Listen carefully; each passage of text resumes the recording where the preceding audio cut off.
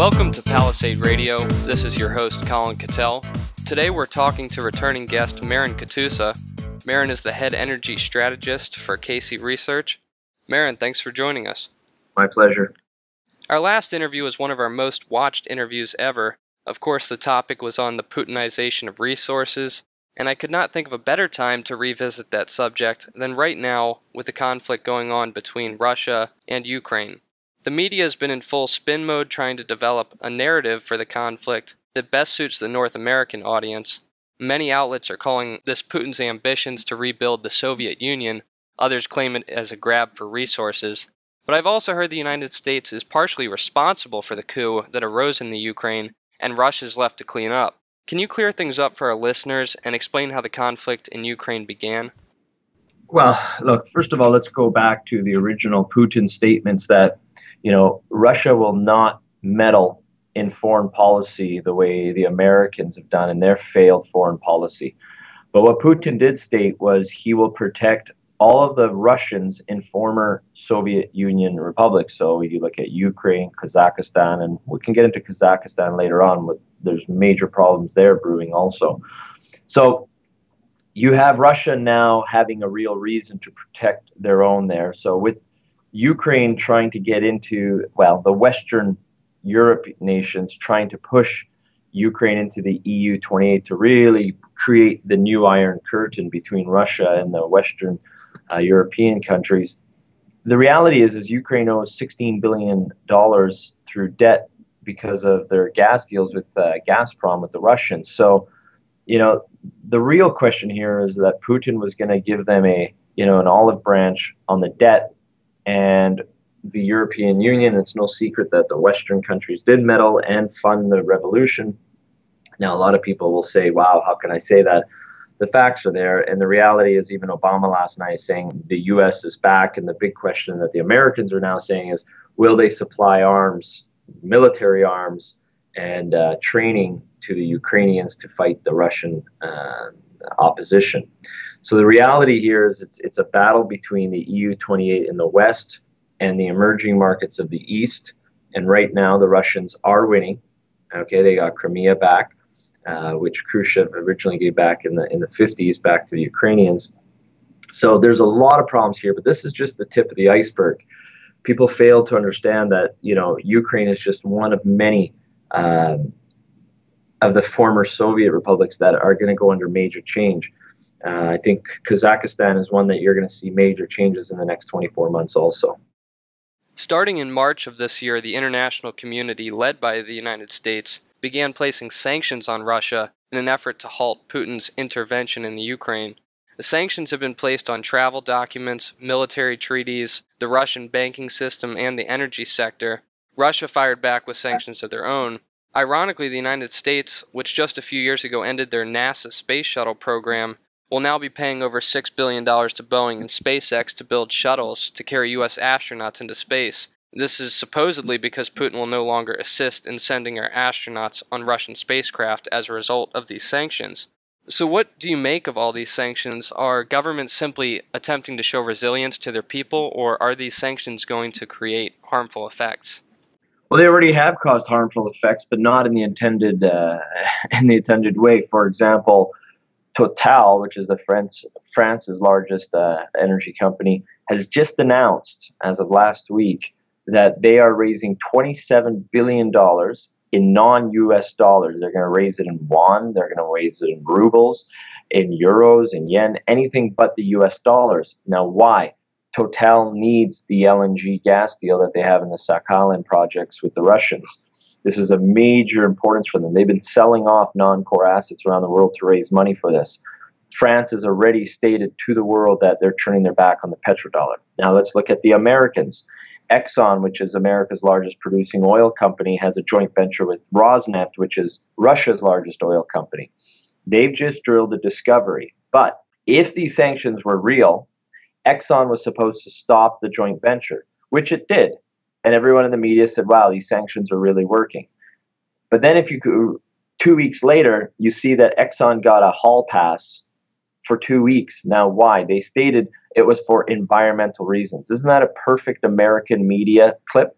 for environmental reasons, they're going to continue drilling. Do you think that the Russians needed them now for the last 2 weeks of drilling? No. The reality is this, Colin.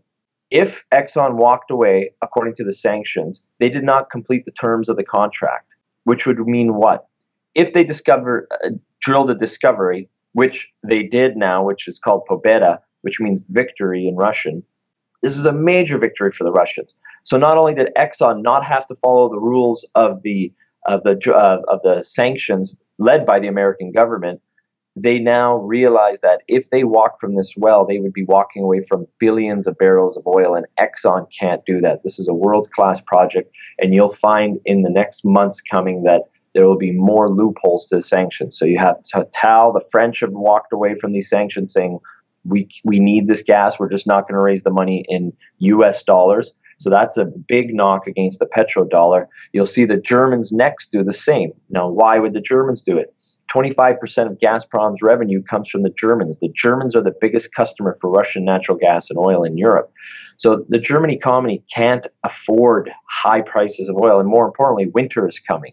So we have the French, we have the Americans already bypassing the sanctions. You'll see the Germans do it also. And really what this is ending up being is it's causing alarm to the petrodollar. And when you have allies of the Americans turning their back on the petrodollar, what's next? So it looks like the politicians are putting sanctions in place to make it look like to the people that they're causing protest against Putin, when in fact even the United States, who's in front of these protests, starting them in front of these sanctions, are going ahead and breaking the rules right off the start. And just for our listeners that don't know, Exxon just reportedly hit a massive well up in the Arctic Circle that could rival the oil from the Gulf. Is that correct? It's going to be much bigger than the Gulf, actually. If you look at the Kara Sea, where the Russians have just drilled, it's about 250 kilometers north of the land of Russia. And this is just the beginning. And what people have to understand, that this well was drilled about a little over 2,000 meters in depth in open water, and they did it in less than 2 months. This is much more competitive than what's going on in the Gulf of Mexico. And they did it safely. And they hit 1 billion barrels on their first pop. So what's going to happen is Exxon, which your viewers must understand that the U.S. senators and politicians, it's the most held U.S. energy stock by the politicians. You know, at the end of the day, the politicians are there to worry about themselves, not you, the American citizen. So you expect more drilling in the Arctic, and the Russians are very aggressive about moving their energy mandate forward. And Putin and Igor Sechin are doing just that. And as they've just announced the well name, it means a victory in Russian. The Russians have a major victory here. You mentioned Kazakhstan. What's going on there? Well, first of all, they've only known one leader, and he's now well into his 80s. And there's going to be a power vacuum when he naturally passes. The question is when. Now let's discuss what is going on in Kazakhstan. What a lot of people don't understand is there's actually more Russians in Kazakhstan than there are in Ukraine. People don't realize that about 40% of Kazakhstan are Russians. The industry there, let's say, for example, uranium. Kazakhstan is the world's largest producer of uranium. They're going to touch 60 million pounds, or about 40% of the world's production of uranium, primary production, that is. And all of that goes to Russia to get processed. The infrastructure is run and built by the Russians. The language they use is Cyrillic and Russian. And if you look at, Kashagan, which is one of the world's largest deposits being developed, again, that's based off of the Russian technology and it's Russian influence. Now, the Chinese are very worried about that, because what happens to the uranium? Well, you know that something's going to happen there. You know that whenever there's a major power struggle, and this region has only known one leader for the last 35 years, there's going to be a power grab. And the reality is if you look at what's going on, you know that it's under the Russian influence, just as Mongolia has been. So with the terms of the deals that the Russians have done with China, you can expect that China is going to side with Russia on this. And as long as things are under control and the flow of energy keeps moving, which that's the full intent of the Russians, America is going to have more of these Ukraines on its hand. And the reality is Obama goes on, 60 Minutes and says, U.S. is back and we want the world to know. Well, hey, how are those how's it going in Iraq and Syria right now with ISIS? Obama has openly admitted that he's underestimated ISIS and he's overestimated the Iraqi soldiers. That's his allies there. So the reality is it's going to get worse for the Americans, and the Russians are consolidating their power much better. That's a good segue into my next question, and that is that last year Obama tried to sway the American people to attack Syria and take down the Assad regime. And I'll point out that like most dictators we overthrow, we were often instrumental in placing them in power to begin with. We placed Mubarak in power in Egypt, we killed him. We placed Gaddafi in power in Libya, we kill him. Saddam in Iraq, we kill him. We fund bin Laden and the Taliban, we go against him and kill him, fund the Taliban again. And then in Syria we place Assad in power, and now we're trying to kill him. After Obama made his case to the American people last year to bomb Syria, Putin wrote a scathing piece published in the New York Times targeting Obama's foreign policy and urging caution in the intervention. Ultimately, both Britain and the United States decided not to attack Syria, but now just a year later we've started bombing Syria with ground troops potentially to follow. Why has Putin remained silent this time around? Because he doesn't need to do anything there. The reality is Putin's been proven through time to be right. When Obama challenged the world and said he's drawing a red line, what he essentially was doing was equipping the power of what today is ISIS. ISIS is the foundation, was created because of Obama's actions in 2012 and 2013. Now, who's going to be affected by this? Turkey. Just last night, it was reported another 150,000 refugees were fleeing into Turkey. That's over 1 million refugees that have fled into Turkey since this crisis has begun, just from the Syria side. Now, you got more of a complex issue. And the reality is the Russians don't need to do anything right now because Obama just keeps repeatedly shooting himself in the foot. So right now, Putin's allyship with Assad's regime goes back to when Assad's father came into power. So remember, it's a military family, and they've been longstanding allies with the Russians, and the Russians stood up when they needed it. Now the Americans are looking to work with Assad to fight ISIS. So this really is one giant failed foreign policy. And it's in the best interest of the Russians to stand by and watch and do nothing because they don't need to do anything in this case. Okay, that makes sense. I watched a great piece of journalism released by Vice News where reporters went behind the scenes in Aleppo, and the city has been reduced to ruins, and there's a three-way battle going on between ISIS, the Syrian rebels, and the Assad regime. What are each of these groups trying to accomplish, and what are the outcomes, and you already touched on this a bit, but that Putin and Obama are hoping for? What Putin's hoping for and what Obama's hoping for are two very different things. Obama's gone in 2 years. He has no legacy. He's going to be seen as a very failed politician. He's trying to salvage his remaining years. You look at what Putin's doing. He's reestablished Russia as a world power, and he's establishing with his St. Petersburg boys, Igor Sechin, Medvedev. You look at what they've done and pushed forward. They're signing major contracts in China, in Iran with the nuclear power deal. So you're going to see them pushing forward their agenda, which they believe is going to be a lasting legacy. Obama's not creating any lasting legacies here. So those are two very different agendas. In reality, when Doug and I strapped on some body armor and we went to Iraq, our conclusion was, look, it's too high risk still to invest here. And it's interesting, Colin, Doug and I spend a lot of time traveling around the world, but the nicest highway we've ever driven in our life wasn't in Europe where they did the gumball run. It wasn't in the US or in Canada or in the EU28. It was actually in Iraq. The highway from Baghdad to Erbil, courtesy of the American soldiers, was absolutely impeccable, and all of the lighting was solar powered. So, when I look here, you're going to see Iraq with the Kurds, the Shiites and the Sunnis, with ISIS there. There's a lot of problems there. That could easily unravel into three little kingdoms. What about the big problem is Saudi Arabia? No one's talking about that shaky house Assad. We got a leader who's in his 90s. The next guy, it's kind of like the Russian Soviet Union in the 80s when Reagan joked, they keep dying on me. That's the pattern of what's going to happen in Saudi Arabia. And then you have 7,000 princes vying for power. There's also going to be a power vacuum there. So this really is a powder keg waiting to erupt. And ironically, it's going to benefit the Russians the most, because if you look at Europe, Northern Africa, and Middle East, that is a lot, like over 90% of EU28's LNG comes from MENA, Middle East, North Africa, that's high risk stable. If you look at the infrastructure built from the Italians in Northern Africa, that's also at high risk. So in the end, the Russians are in a situation where they've expanded their allies, and future sales of oil and gas with the Chinese and the rest of Asia, and now Europe's going to become more dependent on them. So the Americans are now saying, well, will we be able to export energy to Europe? Well, not in Obama's term. They still can't even figure out whether they want to build this Keystone XL pipeline, and they've been debating that for 5 years. So reality is, unless the Americans vote a very powerful, future-thinking leader, it's going to get worse. And the reality is that 53% of the American population get their paycheck from the government, and you know it's going more socialist than capitalist. So it's going to get worse for America and better for Russia. There are just so many dynamics going on in the world right now between Russia, Europe, the United States. You throw in the problems of the Middle East, and nobody can make predictions, but is there a chance we're looking at a next world war, or have things like this been going on for a long time and they'll continue to?